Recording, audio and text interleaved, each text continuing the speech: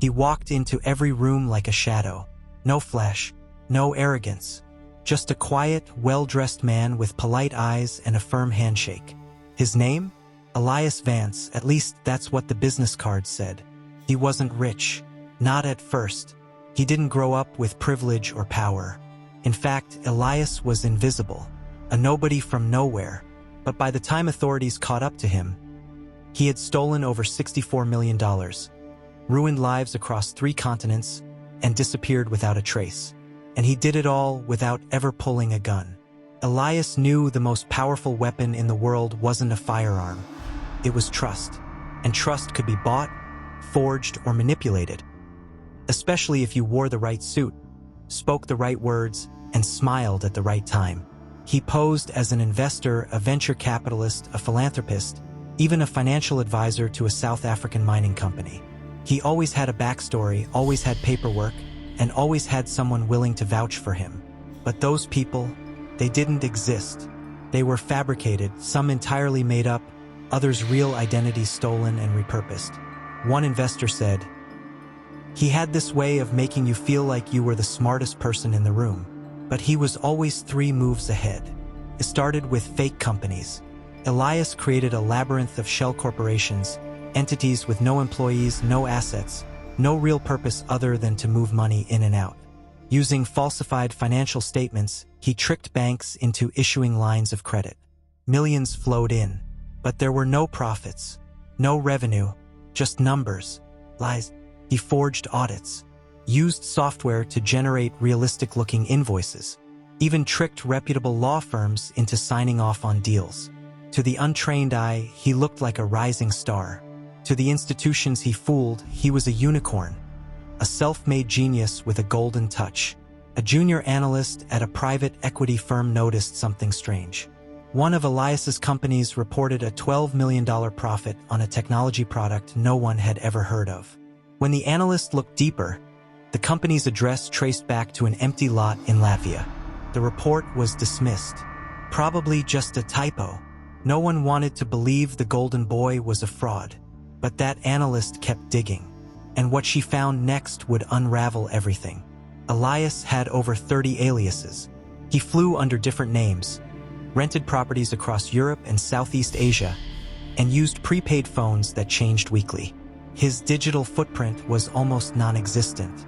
No social media, no public statements, not even a driver's license in his real name. But one thing he couldn't hide: the victims.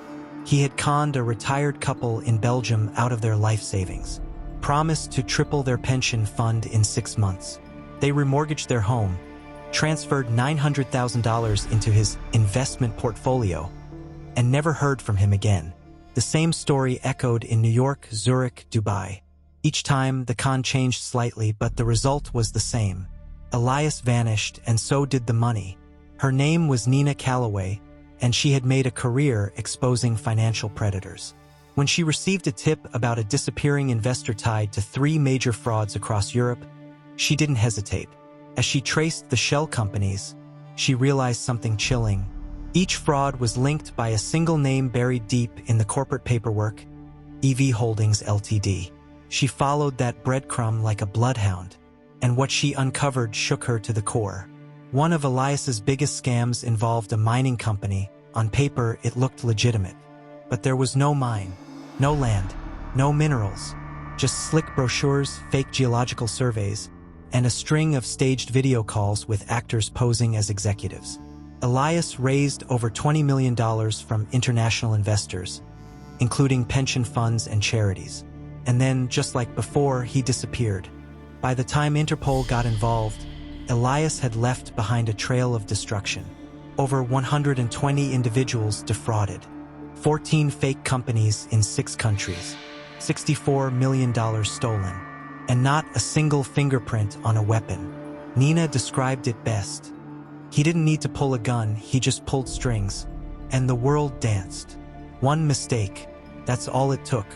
In Milan, Elias used the same fake passport he'd used in Dubai 3 years earlier. A facial recognition match flagged him. He was arrested in an airport lounge while sipping champagne. But here's the twist. When they opened his suitcase, they found nothing. No money, no hard drives, no evidence. Just a single note, handwritten on hotel stationery. You caught a man, but you'll never catch the story. Before the trial could begin, Elias refused legal counsel. Claimed his name was Daniel Fry, a new alias, one not in the Interpol files. No fingerprints matched. No records surfaced. Even after months in custody, no definitive identity was confirmed. And then, he vanished again, from a high-security detention center. No signs of a break-in, no security footage, just an empty cell, and a word carved into the wall. Illusion. Some believe Elias Vance never existed, that he was a composite, a ghost created by multiple conmen working together. Others believe he's still out there, living quietly in a villa in the Caribbean, still smiling, still charming, still stealing. What's certain is this: he didn't need a gun, just a plan, a lie, and the kind of face you could trust. After Elias's prison escape, Interpol issued a global red notice. Airports, banks, border crossings, his face was everywhere. But there was a problem. Every photo was slightly different. Different hair lengths, different smiles, different facial expressions. Nina Calloway realized something chilling. He never showed anyone his real face, only masks. Nina dug deeper, piecing together connections no one else saw. She found old-school records, scraps of medical files, adoption papers from an orphanage that burned down years ago. Every clue led to dead ends or deliberate misdirections. It wasn't just that Elias lied. He had erased himself from existence. In a forgotten village outside Barcelona, Nina tracked down a woman named Lucia Ortega, a former associate of Elias. Lucia agreed to talk, but only off the record. Trembling, she confessed, Elias wasn't working alone. There was an organization, bigger than you can imagine. I was just a pawn. She promised documents, evidence that could break everything open. But Lucia never made it to their second meeting. She vanished. Back at her hotel, Nina found an envelope shoved under her door. Inside, no documents, just a photo of her taken that afternoon, and a single typed message: "Stop looking, or you'll become part of the story." She realized with growing horror, she wasn't the hunter anymore. She was the hunted. While Elias remained missing, new financial scams appeared across Europe and Asia. Shell companies, phantom investments, fake CEOs. The style was the same. The methods were identical, but the players were different. Had Elias created a blueprint for the perfect crime? Or had he trained others to carry on his work? An encrypted email landed in Nina's inbox. No sender, no subject line, just 4 words. Find Martin Kessler. Martin Kessler, a disgraced banker who had disappeared after a $12 million embezzlement scandal a decade earlier. Rumors said Kessler had become Elias's first mentor. If anyone knew the real story, it was him.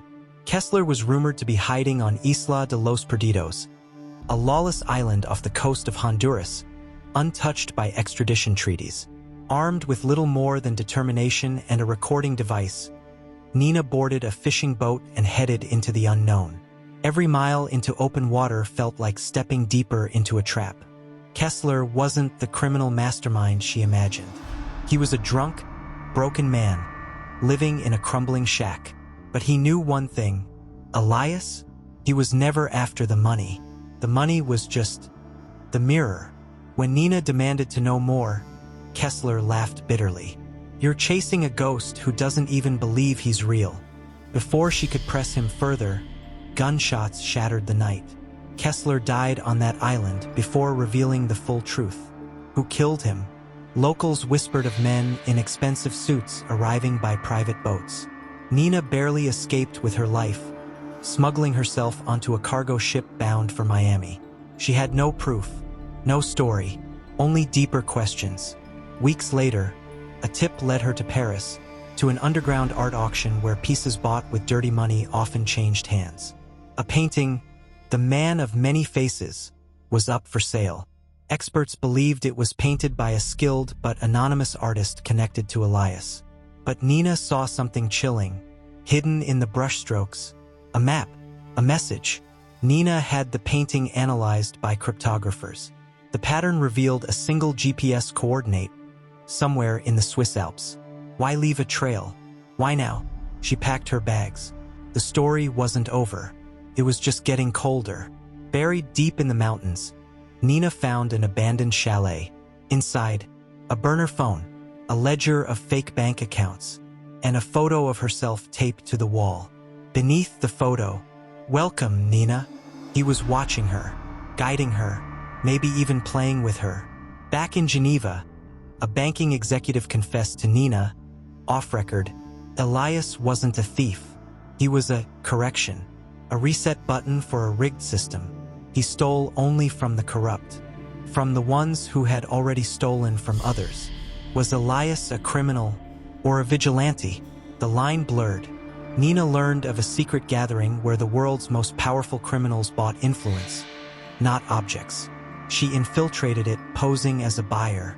There were whispers of a man named the Architect, a man who designed illusions, deceptions, empires built on sand.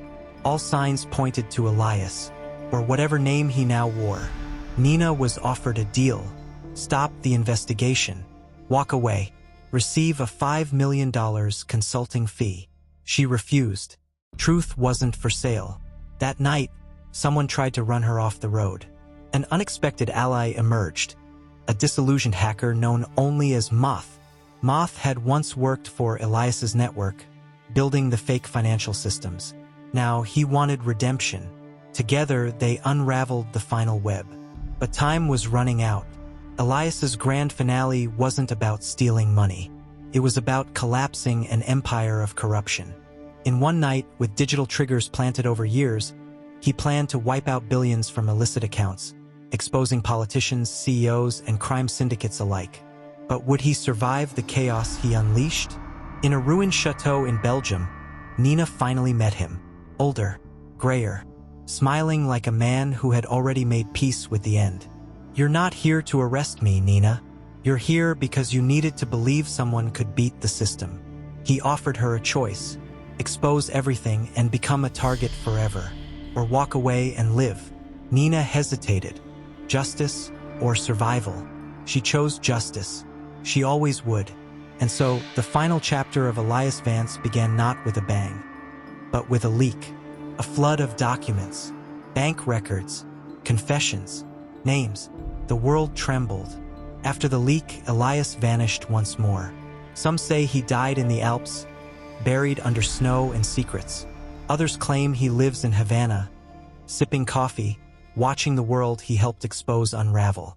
One thing is certain: you can't catch a ghost. In the end, Elias didn't just steal money. He stole time. He stole trust. He stole the illusion that the powerful were untouchable. And he gave the world a truth it wasn't ready for. Today, his story is whispered in boardrooms, security briefings, and hacker forums. A reminder that no system is safe. No lie lasts forever. And sometimes the greatest heist of all is hope. A month after the leak, an anonymous package arrived at Nina's apartment. Inside was a small, bone-colored USB drive labeled, "Do not trust them." The contents? Encrypted blueprints, account logs, voice recordings, detailing a secret counter-operation by world governments trying to silence whistleblowers like Elias. He hadn't just pulled off heists. He had exposed a silent war. Global intelligence agencies scrambled to contain the damage. Top officials denied any knowledge, but Nina knew better. Whistleblowers began disappearing. Bank accounts froze. One journalist who published the leak was found dead in an alleged car accident. The system was retaliating. Nina's ally, the hacker Moth, vanished from the darknet. Before disappearing, he left a message buried in blockchain code. "They're in the system. They see you. Finish what he started." It ended with a set of GPS coordinates. Those coordinates led to an old Nazi-era bunker system beneath Munich, repurposed by modern-day elites for encrypted data storage. What Nina found inside was staggering. Servers containing full blackmail dossiers on world leaders. Footage of illegal dealings, bribes, offshore transfers. and one folder labeled Elias, insurance.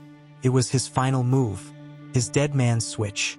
The insurance folder contained videos of Elias confronting each of his powerful victims.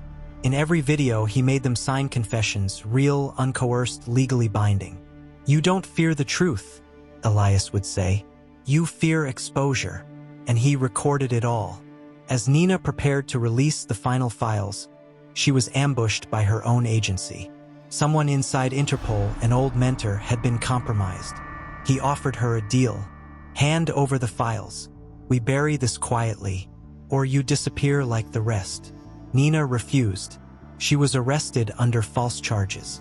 Her phone seized, her apartment ransacked. But what they didn't know, she had mailed a copy of the files to an independent news collective in Iceland, set to go live in 48 hours unless she canceled the release. She held the fuse.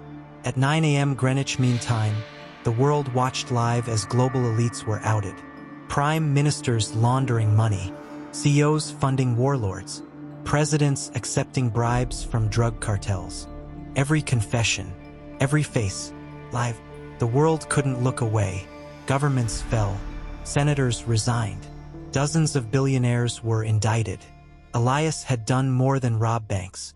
He had pulled the curtain on the greatest illusion of all, that power was unaccountable. And Nina had lit the match. Weeks later, a mysterious figure was captured on surveillance at a Geneva bank. Wearing a mask and gloves, he accessed a safety deposit box left untouched for 20 years. His contents? A ledger, passport, a wedding ring, and a handwritten note. The system collapses from within. "Thank you, Nina."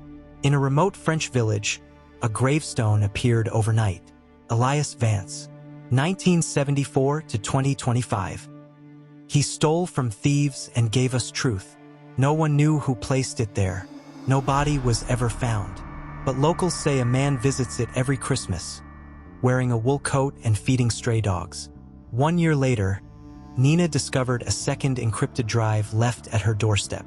It was Elias's final gift.